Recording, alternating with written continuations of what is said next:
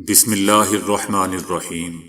السلام علیکم دوستو، دنیا بھر کی خبروں میں آج آپ سنیں گے، لیکن اس سے پہلے اگر ہو سکے تو لائک اور سبسکرائب کا بٹن ضرور دبا لیں۔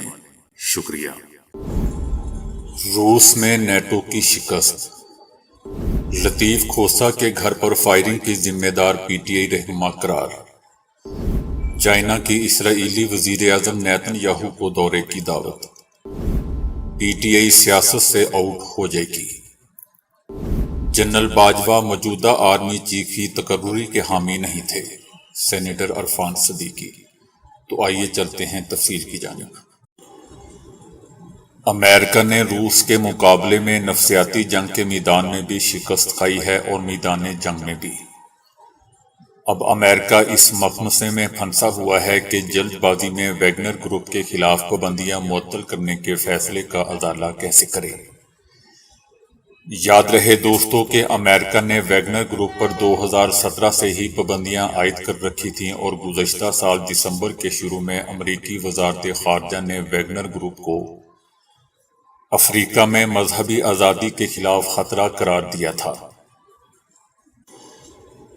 روس میں کھیل کی نوعیت تبدیل کرنا اور روس میں انتشار پھیلانا وہ اہم منصوبہ تھا جسے امریکہ اور نیٹو کے یورپی اراکین نے عملی جنبہ پہنانے کی کوشش کی۔ انہوں نے اس منصوبے کے تحت روسی فوج اور ویگنر فورس کے درمیان پیدا ہونے والے حالیہ تنازع سے بہت زیادہ امیدیں وابستہ کر رکھی تھیں، لیکن آخرکار یہ بحران ختم ہو جانے کے بعد روس میں نیٹو کے منصوبوں پر پانی پھر گیا۔ اس وقت نیٹو اراکین نہ صرف روس میں اپنے مطلوبہ اہداف حاصل نہیں کر پائے، بلکہ وہ اس تنازع سے پہلے کی نسبت زیادہ بری صورتحال سے روبرو ہو چکے ہیں۔ نیٹو ایک بار پھر روس میں کھیل ہار چکا ہے، گویا یہ سازش مغربی کھلاڑیوں کی توقع سے بہت جلدی ناکام ہو گئی ہے۔ شاید یہی وجہ ہے کہ یوکرین نے کہا ہے کہ وہ ویگنر فورس کے سربراہ کی جانب سے اپنی فورسز کی پسپائی کے فیصلے پر حیران ہو کر رہ گئے ہیں۔ یوکرین یہ سن کر مایوس ہوا ہے، کیونکہ ویگنر گروپ کی فورسز جنوبی علاقے میں فوجی ہیڈ کوارٹر چھوڑ کر واپس جانا شروع ہو گئی ہے۔ ویگنر گروپ اور روس کے درمیان بیلاروس کے صدر کی مؤثر اور کامیاب ثالثی مغربی ممالک کے شدید غصے کا باعث بنی ہے۔ اس واقعے میں امریکی حکمرانوں کی بڑی رسوائی کو آسانی سے نظر انداز نہیں کیا جا سکتا۔ امریکہ روس میں پیدا ہونے والی اس بغاوت پر بغلیں بجا رہا تھا، اور اس نے فوراً ہی ویگنر گروپ پر اقتصادی پابندیاں معطل کر دیں۔ یاد رہے دوستو کہ امریکہ نے حال ہی میں یوکرین جنگ میں شرکت کی وجہ سے ویگنر گروپ پر اقتصادی پابندیوں کا اعلان کیا تھا۔ امریکہ ویگنر گروپ کی جانب سے سونے کی تجارت کے خلاف سخت پابندیاں لگانے والا تھا، جن میں سینٹرل افریقہ ریپبلک میں سونے کی کانوں پر سرگرمیاں بھی شامل تھیں۔ لیکن جیسے ہی ویگنر گروپ نے روسی فوج کے خلاف بغاوت کا اعلان کیا، ان پابندیوں کو معطل کر دیا گیا۔ ان پابندیوں کو ٹھیک اس وقت معطل کیا گیا جب ویگنر گروپ کے سربراہ یوگنی نے اعلان کیا کہ روسی فضائیہ نے ان کے اڈے پر حملہ کیا ہے اور وہ روس کی جانب پیش قدمی کر رہے ہیں۔ اس میں کوئی شک نہیں کہ امریکہ کا یہ اقدام حالیہ تنازع میں اس کی بہت بڑی شکست ہے۔ لاہور پولیس نے دعویٰ کیا ہے کہ لطیف کھوسہ کے گھر پر فائرنگ پاکستان تحریک انصاف کے رہنما زبیر نیازی نے کروائی۔ اگلا ہدف ایڈوکیٹ اعتزاز احسن کا گھر تھا۔ D I G investigation Kamran Adil کا لاہور میں نیوز کانفرنس میں کہنا تھا کہ لطیف کھوسہ کے گھر پر فائرنگ کرنے والا انڈر ورلڈ کا شوٹر محسن لمبا ہے، جسے گرفتار کر لیا گیا ہے۔ ملزم نے اعتراف کیا ہے کہ اس نے لطیف کھوسہ کے گھر پر فائرنگ کی اور اس کا معاوضہ 10 لاکھ روپے طے پایا۔ ملزم نے ایڈوانس 1 لاکھ روپے وصول بھی کیے۔ ملزم نے اعتراف کیا کہ اس نے یہ فائرنگ پی ٹی آئی رہنما زبیر نیازی کے کہنے پر کی۔ ڈی آئی جی انویسٹیگیشن کے مطابق محسن عرف لمبا کا تعلق انڈر ورلڈ سے ہے، جو سیاسی جماعت کا کارکن بھی رہ چکا ہے۔ تفتیش میں یہ بھی انکشاف ہوا کہ اس کا اگلا ٹارگٹ سینیٹر قانون دان اعتزاز احسن سے۔ ڈی آئی جی کے مطابق واردات کا مقصد وکلا اور حکومت میں تصادم کروانا تھا۔ اس موقع پر پولیس حراست میں ملزم محسن لمبا نے واردات کا اعتراف کرتے ہوئے ماسٹر مائنڈ زبیر نیازی کو قرار دیا۔ اسرائیلی وزیر اعظم نیتن یاہو نے دعویٰ کیا ہے کہ چائنا کی طرف سے انہیں دورے کی دعوت دی گئی ہے اور ان کے دفتر نے امریکہ کو اپنے منصوبہ بند دورے کے بارے میں آگاہ بھی کر دیا ہے۔ یہ اعلان اسرائیل اور امریکہ کے درمیان کشیدہ تعلقات کے دوران سامنے آیا ہے، جس کے صدر جو بائیڈن نومبر میں اسرائیل کے دوبارہ منتخب ہونے کے بعد نیتن یاہو کو دورے کے لیے مدعو کرنے میں ناکام رہے تھے۔ اسرائیلی وزیر اعظم ہاؤس نے اپنی جاری کردہ بیان میں بتایا کہ متوقع دورہ وزیر اعظم نیتن یاہو کا چائنا کا چوتھا دورہ ہوگا اور امریکی انتظامیہ کو اس سے 1 ماہ قبل آگاہ کر دیا گیا تھا۔ تاہم ابھی تک یہ واضح نہیں ہو سکا ہے کہ نیتن یاہو کا چائنا کا دورہ کب تک متوقع ہے اور نہ ہی دیگر تفصیلات ابھی تک جاری کی گئی ہیں۔ حکومت نے عمران خان کو دیوار کے ساتھ تو لگا دیا ہے، لیکن کل کو شاید یہ خود بھی دیوار کے ساتھ لگ جائیں گے۔ پاکستان میں سیاست کے انداز ہی نرالے ہوتے ہیں۔ کہتے ہیں کہ محبت اور جنگ میں سب کچھ جائز ہوتا ہے۔ پاکستان میں سیاست کو بھی جنگ ہی سمجھا جاتا ہے اور اس جنگ میں مخالفین کو نیچا دکھانے کے لیے ہر حد تک چلے جانا جائز سمجھا جاتا ہے۔ اب عمران خان اقتدار میں آئے یا لائے گئے یہ الگ بحث ہے، لیکن وہ وزیر اعظم بنے اس دوران ان کے بیانیے کے خلاف تمام سیاسی قوتیں متحد ہو گئیں جو ماضی میں ایک دوسرے کی جانی دشمن تھیں۔ ایک مولوی کے پیچھے اللہ اکبر کہنے پر مجبور ہو گئیں۔ پی ڈی ایم کی شکل میں بننے والا یہ غیر فطری اتحاد اس بات کا ثبوت تھا کہ عمران خان کا بیانیہ سچا ہے اور وہ ملک میں حقیقی تبدیلی لانا چاہتے ہیں۔ وہ قوم کو امریکی غلامی سے بھی نجات دلانے کے خواہش مند ہیں، لیکن جب انہیں علم ہوا کہ پاکستان میں اقتدار اعلیٰ کی مالک اللہ کی ذات نہیں بلکہ امریکہ ہے، تو عمران خان نے بھی امریکی در پر سجدہ کر ڈالا اور اقتدار کی بھیک مانگنے لگ گئے۔ سائفر کے ایشو سے بھی یو ٹرن لے لیا اور امریکیوں کو یہ یقین دہانیاں کروانے لگے کہ وہ امریکہ کی بھرپور تابع داری کریں گے، لیکن امریکی عمران خان کا پتہ کاٹ چکے ہیں۔ اب امریکیوں کی منت سماجت کرنے کا کوئی فائدہ نہیں ہے۔ عمران خان نے یہاں آ کر بہت بڑی غلطی کی۔ اگر یہ امریکہ کے خلاف ڈٹے رہتے اور سائفر کے ایشو پر یو ٹرن نہ لیتے تو عمران خان کو ڈبل سپورٹ ملتی۔ ایک پاکستانی عوام حمایت کرتے، دوسرا روس اور چائنا بھی ساتھ دیتے، لیکن اب پلوں کے نیچے سے پانی گزر چکا ہے۔ امریکہ ہمارے ذمہ داروں اور حکومتوں کو باقاعدہ ہدایات دے چکا ہے کہ عمران خان کو مائنس کریں۔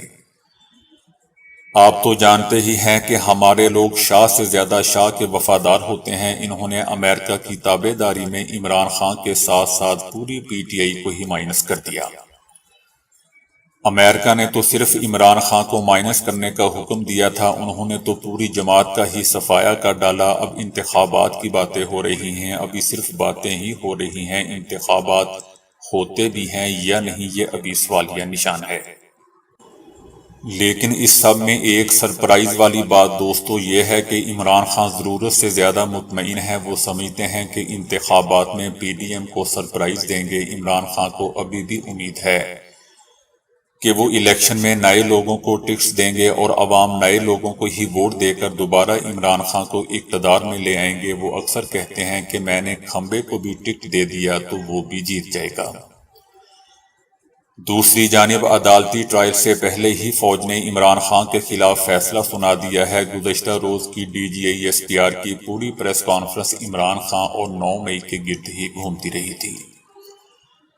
پاک فوج نے 9 مئی کے واقعات کو قومی سانحہ قرار دے دیا۔ یقیناً 9 مئی کے واقعات افسوسناک اور قابل مذمت ہے، لیکن اس کا مطلب یہ بھی نہیں کہ اسے ایک پوری سیاسی جماعت کی ہی بساط لپیٹ دی جائے۔ ان واقعات میں ملوث قومی مجرم قرار دیے جائیں۔ تحریک انصاف کے خلاف اتنی منظم انداز میں سازش ہو رہی ہے کہ پاکستان کا ایک عام شہری بھی اس کا ادراک رکھتا ہے۔ یہ جو کچھ آج پی ٹی آئی کے ساتھ کر رہے ہیں، یہ کرنے والے کل خود اس عمل کا شکار ہو جائیں گے، کل خود ہی اس گڑھے میں گر جائیں گے جو گڑھا یہ عمران خان کے لیے کھود رہے ہیں۔ تاریخ کا سبق بھی یہی ہے کہ جس نے کسی کے لیے گڑھا کھودا وہ خود اس کا لقمہ بن گیا۔ آج انہوں نے امریکی ہدایت پر عمران خان کو دیوار کے ساتھ لگا تو دیا ہے، لیکن کل کو شاید یہ خود ہی دیوار کے ساتھ بھی لگ جائیں۔ وہ بھی امریکی ہدایت پر ہی، یہ بھی ایک ایسے ہی آؤٹ ہو جائیں گے جیسے آج تحریک انصاف کو آؤٹ کر رہے ہیں۔ مسلم لیگ نون کے رہنما سینیٹر عرفان صدیقی نے کہا ہے کہ آنے والے انتخابات میں پیپلز پارٹی اور مسلم لیگ نون میں انتخابی اتحاد خارج از امکان ہے۔ سینیٹر عرفان صدیقی نے کہا کہ نواز شریف کی دبئی آمد کے بعد مریم نواز، آصف علی زرداری اور بلاول بھٹو بھی دبئی میں ہے۔ بہت سے لوگوں کو علم نہیں کہ میاں نواز شریف اور محترمہ بے نظیر بھٹو کے درمیان بہت اچھے مراسم قائم ہو چکے تھے۔ انہوں نے کہا کہ محترمہ بے نظیر بھٹو نے اپنی شہادت سے پہلے اپنے سیکرٹری ناہید خان کو کہا کہ میری فون پر نواز شریف سے بات کروائیں، لیکن کسی وجہ سے وہ بات نہیں ہو سکی۔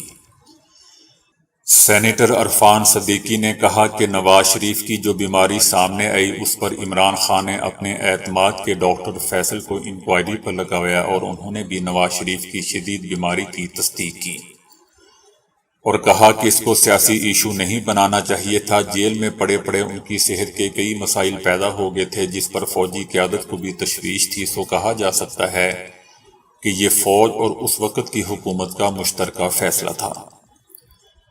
سینیٹر عرفان صدیقی نے انکشاف کیا کہ نومبر 2022 میں تحریک انصاف اور پی ڈی ایم کی دیگر جماعتیں جنرل قمر جاوید باجوہ کو آرمی چیف کے عہدے پر ایک اور ایکسٹینشن دینے پر آمادہ ہو گئی تھی، لیکن جب یہ پیغام نواز شریف تک پہنچا تو نواز شریف نے اس فیصلے کے سامنے دیوار بن گئے۔ نواز شریف نے خود مجھے بتایا کہ ایکسٹینشن کے لیے حکومت کو دھمکیاں ملی اور کہا گیا کہ مارشاءاللہ بھی لگ سکتا ہے، لیکن نواز شریف اپنی بات پر قائم رہے۔ عرفان صدیقی نے کہا کہ سینیورٹی لسٹ میں جنرل عاصم منیر نمبر 1 پر تھے۔ نواز شریف نے کہا کہ نمبر 1 پہ جو بھی ہے اسے آرمی چیف بنا دیا جائے۔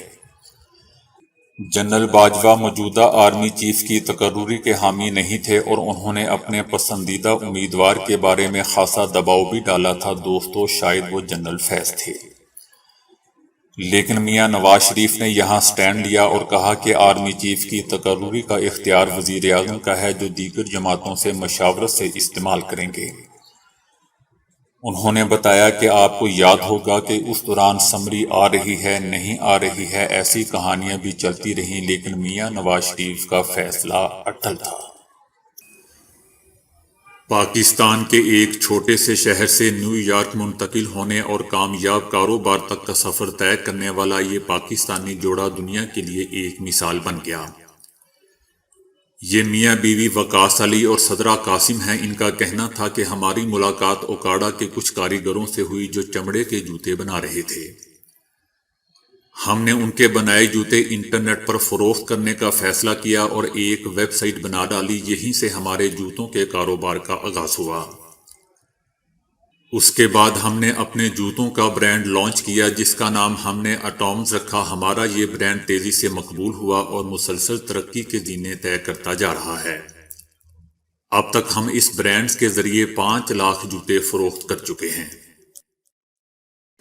ٹوتھ پیسٹ کی ایجاد قدیم یونانی دور میں ہوئی، لیکن پہلی عالمی لڑائی تک یہ اتنا مشہور نہیں تھا۔ جیسے جیسے وقت گزرتا گیا ٹوتھ پیسٹ کی پیداوار میں بھی اضافہ ہوتا چلا گیا اور آہستہ آہستہ یہ پروڈکٹ لوگوں میں مقبول ہوتی گئی، حتیٰ کہ آج یہ ہر گھر کی ضرورت بن چکا ہے۔ دوستو، اسے ہم دن میں 1 بار استعمال کریں یا 3 بار، لیکن ہم نے کبھی اس کے اجزاء کے بارے میں جاننے کی کوشش نہیں کی۔ بعض لوگ ان اجزاء کو معیاری اور بعض مضر صحت قرار دیتے ہیں، لیکن سوچنے کی بات ہے کہ اگر یہ معیاری ہوتے ہیں تو اسے پیٹ میں لے جانے سے منع کیوں کیا جاتا ہے؟ ماہرین کے مطابق ٹوتھ پیسٹ کو بنانے کے لیے جو خطرناک اجزاء استعمال کیے جاتے ہیں ان میں شامل فارملڈ ہائڈ کیمیکل کھانا کھانے اور سونے کے بعد پیدا ہونے والے جراثیم کا خاتمہ کرتا ہے، لیکن اس کی استعمال میں زیادتی کے باعث گردوں، جگر اور دل کے امراض پیدا ہو سکتے ہیں۔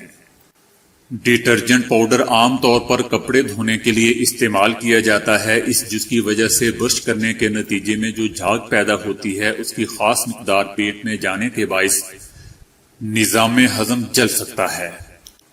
پیپر منٹ آئل کی مدد سے سانسوں کو تازہ رکھا جا سکتا ہے، لیکن اس کے استعمال کے بعد یہ دل میں جلن اور پٹھوں میں درد کا باعث بنتا ہے۔ پیرافائن پیٹرولیم مصنوعات سے ملتا جلتا جز ہے جو ٹوتھ پیسٹ میں لیس پیدا کرتا ہے۔ یہ انسانی صحت کے لیے انتہائی مضر ہے۔ اگر اسے نگل لیا جائے تو یہ پیٹ کی مختلف مہلک بیماریوں کا سبب بنتا ہے۔ بلیک بورڈ پر لکھنے والے چاک کا استعمال بھی ٹوتھ پیسٹ میں کیا جاتا ہے۔ یہ دونوں اجزاء نظام ہضم کو متاثر کرتے ہیں۔ گلیسرین ٹوتھ پیسٹ میں اس وجہ سے ڈالی جاتی ہے کہ وہ خشک نہ ہو، البتہ یہ زہریلا نہیں ہے اور نہ ہی اس کے کوئی نقصانات ہیں۔ ٹائٹینیم ڈائی آکسائڈ ٹوتھ پیسٹ کا ایک عام جز ہے، تاہم یہ سفید کلر میں پایا جاتا ہے جو دانتوں کو چند گھنٹوں کے لیے سفید کر دیتا ہے، لیکن اس کو نگلنے پر بھی انسانی صحت پر مضر اثرات پڑتے ہیں۔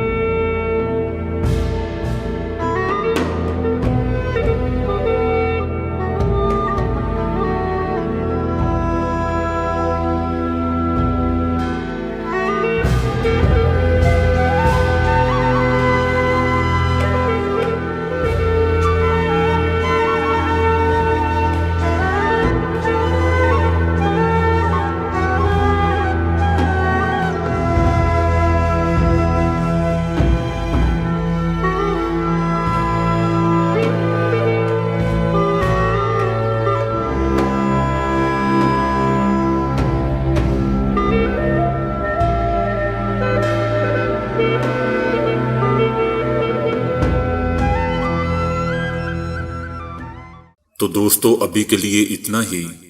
ویڈیو کو لائک اور شیئر کرنے کا بہت بہت شکریہ۔